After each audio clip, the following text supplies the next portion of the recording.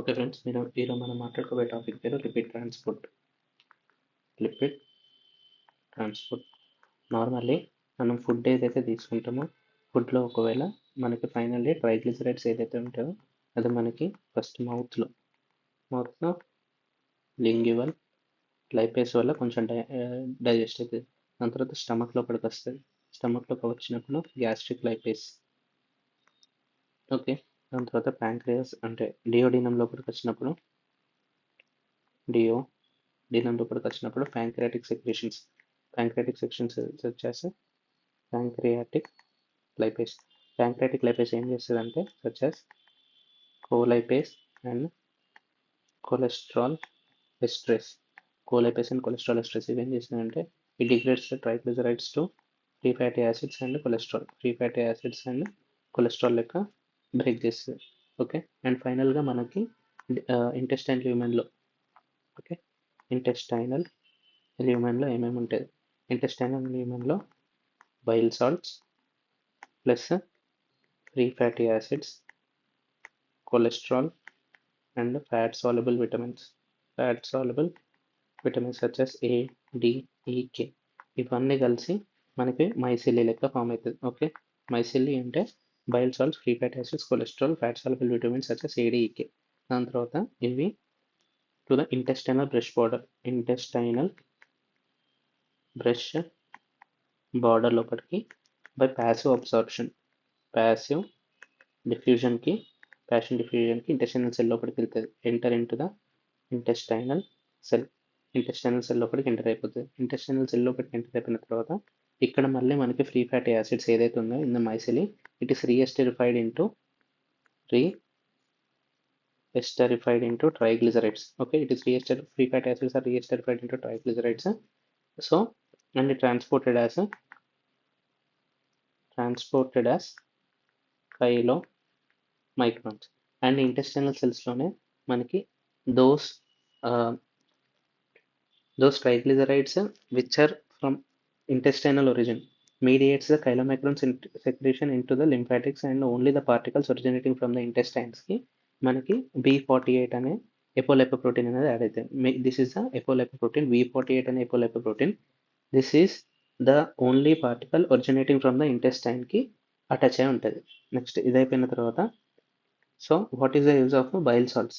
ఈ bile salts ఏంటిదంటే what is the action of this bile salts? ఈ bile salts ఏంటంటే normally to prevent large global formulation, help in emulsification.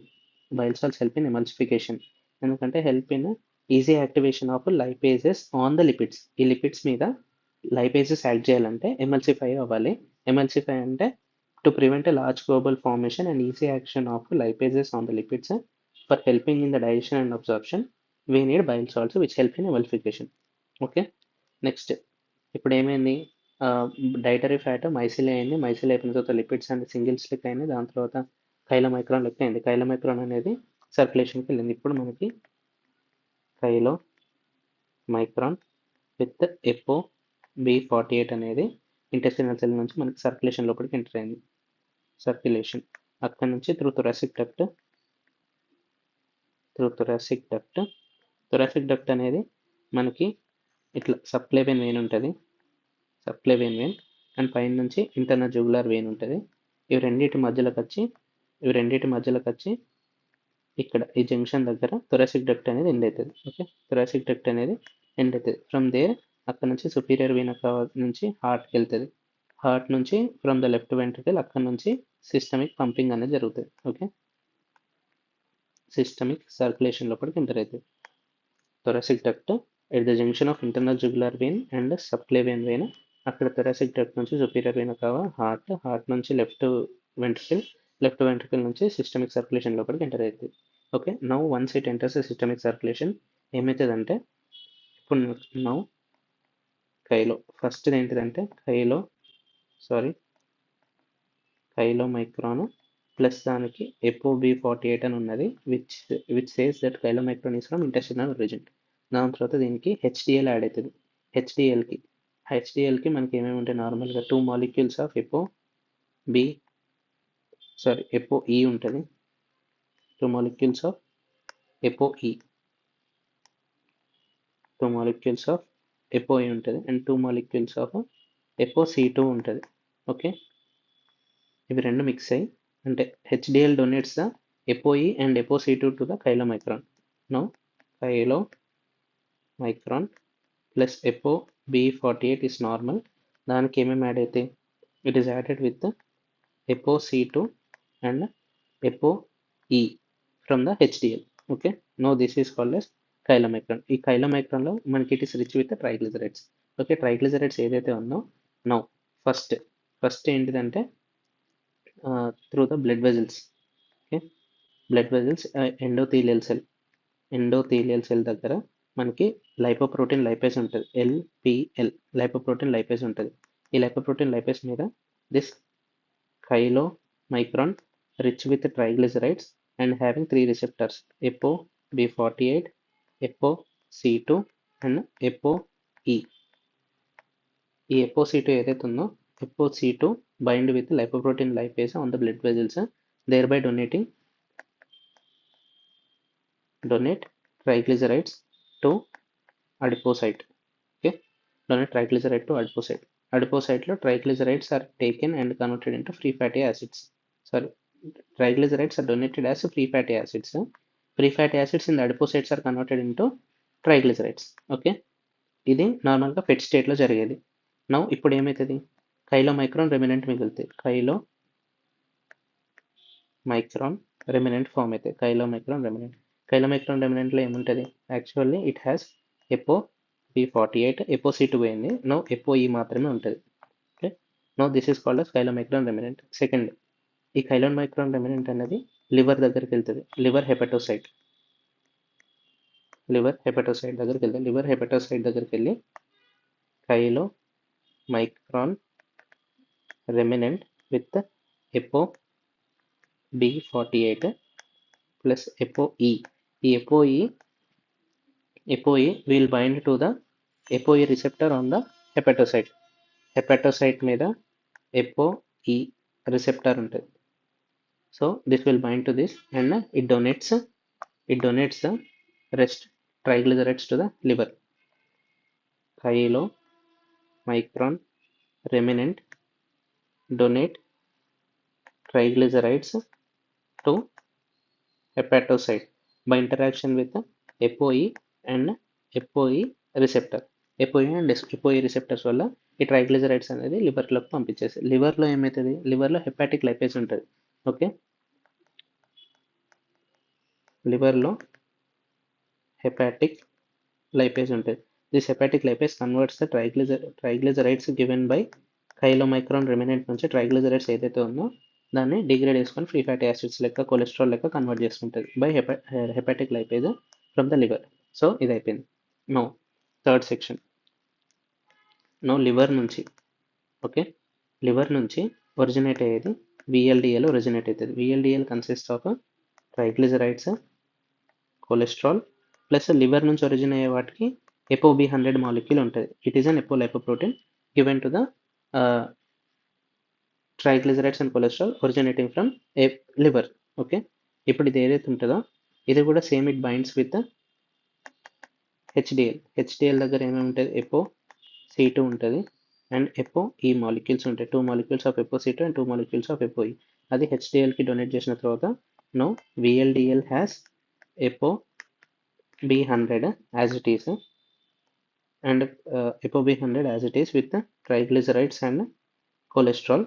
అంతేకాకుండా it is attached with ApoC2 and ApoE. Okay, ఇప్పుడు this is the whole package of the VLDL. Now same, first ఇది అడిపోసైట్కి donate చేస్తే donate to adipocyte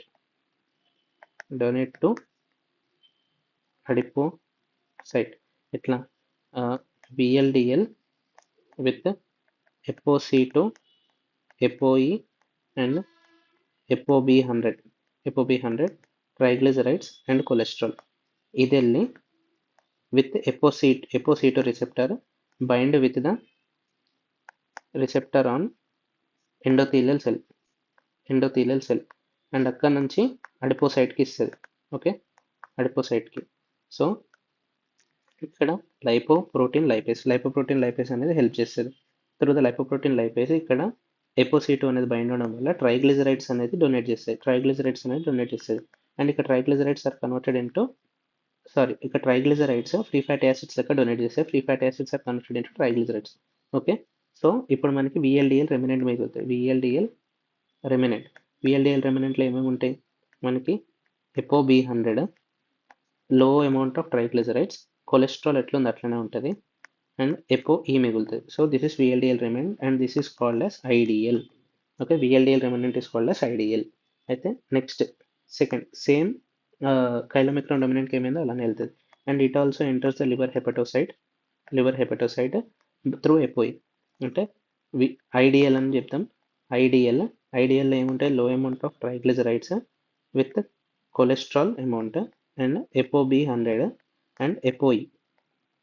okay, ఇది ఏం చేస్తుంది? Through apoE it will bind to the hepatocyte. ఇక్కడ hepatic lipase ఉంటుంది, ఈ ట్రైగ్లిజరైడ్స్ని కూడా ఇది తీసుకుంటుంది. It will take the triglycerides, hepatocyte takes the triglycerides. So ఇప్పుడు మనకి ఫైనల్గా all IDL is taken by liver hepatocyte. Finished.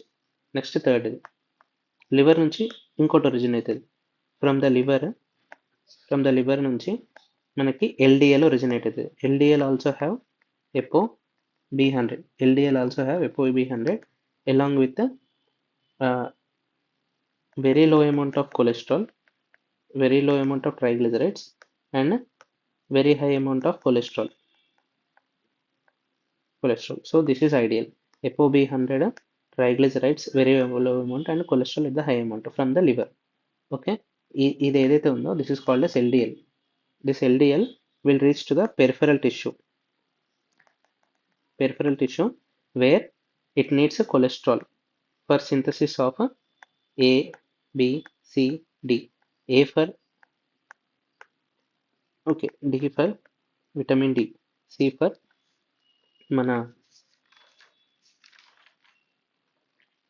cell membrane integrity. కోసం మనకు కొలెస్ట్రాల్ కావాలి. Next B for bile acid synthesis. A for androgens కానీ, okay, aldosterone కానీ, all these are steroid hormones. So steroid hormone synthesis కోసం, bile acid synthesis కోసం, cell membrane integrity కోసం and vitamin D synthesis కోసం మనకి cholesterol అనేది కావాలి. So from the liver hepatocytes LDL is produced from the liver and it is taken by peripheral cells through LDL receptors.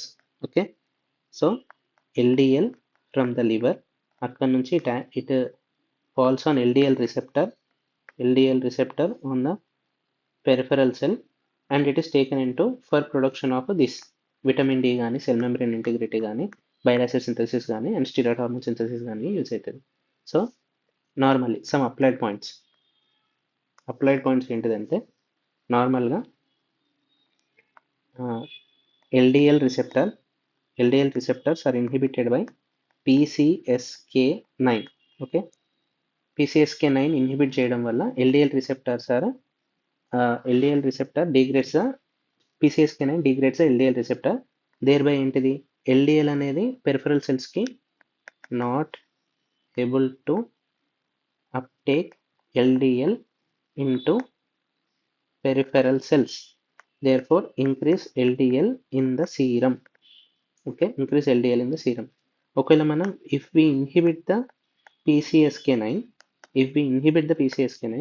thereby increase LDL receptor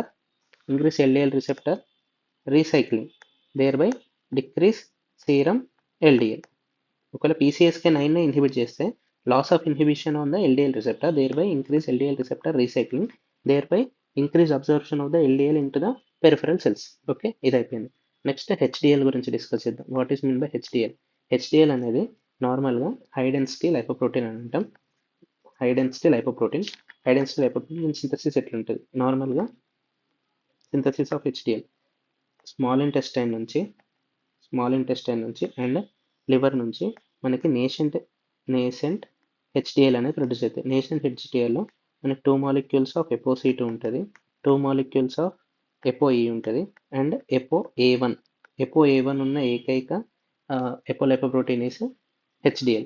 అయితే this on nascent HDL మీద LCAT act చేస్తుంది. What is mean by LCAT? Lecithin cholesterol acyl transferase. LCAT act చేయడం వల్ల it becomes mature HDL. Mature HDLతో convert అవుతుంది and ఇక్కడ apo A1 అనేది loss అవుతుంది. దీని మీద CCAT యాక్ట్ అవుతుంది. CETP. What is CETP? Cholesterol ester transfer protein. Cholesterol ester transfer protein. Cholesterol ester transfer protein అంటే కొలెస్ట్రాల్ ఎస్టర్ ట్రాన్స్ఫర్ ప్రోటీన్ వల్ల ఈ HDL అనేది దీంట్లో ApoC2 అండ్ ApoE ఏదైతే ఉందో it helps CETP helps ApoC2 and ApoE of the HDL to donate to various other lipoproteins such as chylomicrons కోసం. చైలోమైక్రాన్స్కి ApoE and ApoC2 donate చేస్తుంది. VLDL కోసం okay, VLDLకి donate చేస్తుంది, చైలోమైక్రాన్స్కి డొనేట్ చేస్తుంది, ఇవన్నిటికి డొనేట్ చేస్తుంది. So this is what happens with HDL. So summary ఏంటిదంటే నార్మల్గా dietary triglycerides ఏదైతే ఉందో in the small intestine is acted upon by pancreatic lipase. Next, chylomicron and VLDL are degraded by lipoprotein lipase first. Second, chylomicron remnant and VLDL remnant that is IDL. ఇవి రెండు వీటిని degraded by hepatic lipase. Next fourth one, triglycerides అనేది అడిపోసైట్లో store అవుతుంది okay, which is degraded by hormone sensitive lipase. Triglycerides which is stored in adipocytes are degraded by hormone sensitive lipase okay during the fasting స్టేట్లో ఇది అవుతుంది. Next fifth one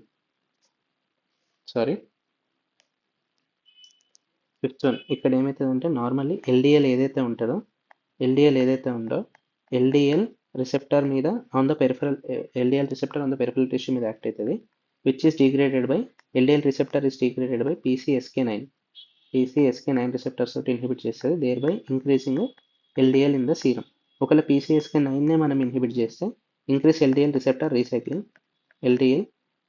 recycling thereby decrease serum LDL.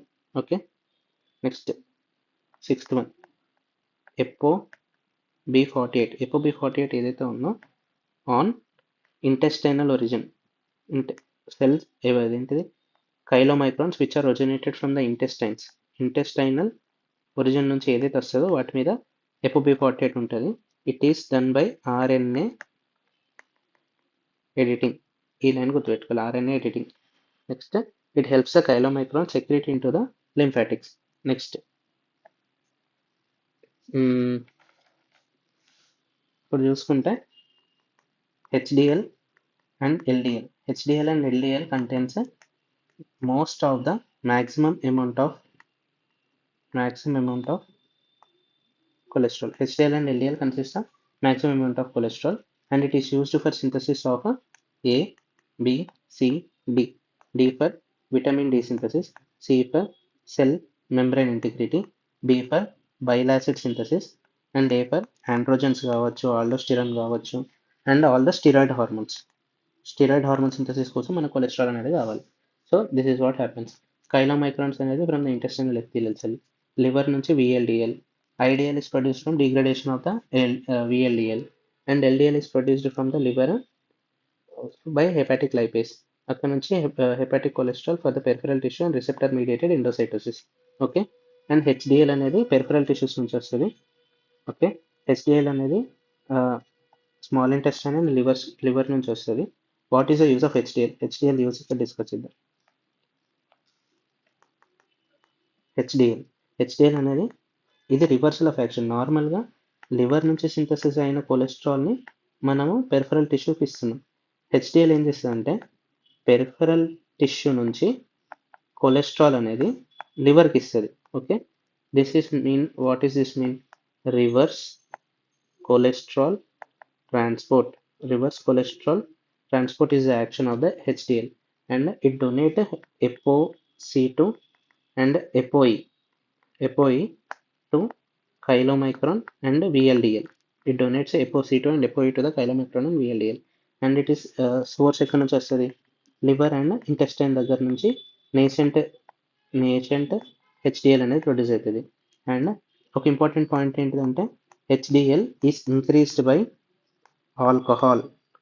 HDL is increased by alcohol. ఇది ఒక platform. HDL is increased by alcohol. Okay. Thank you for your patience listening.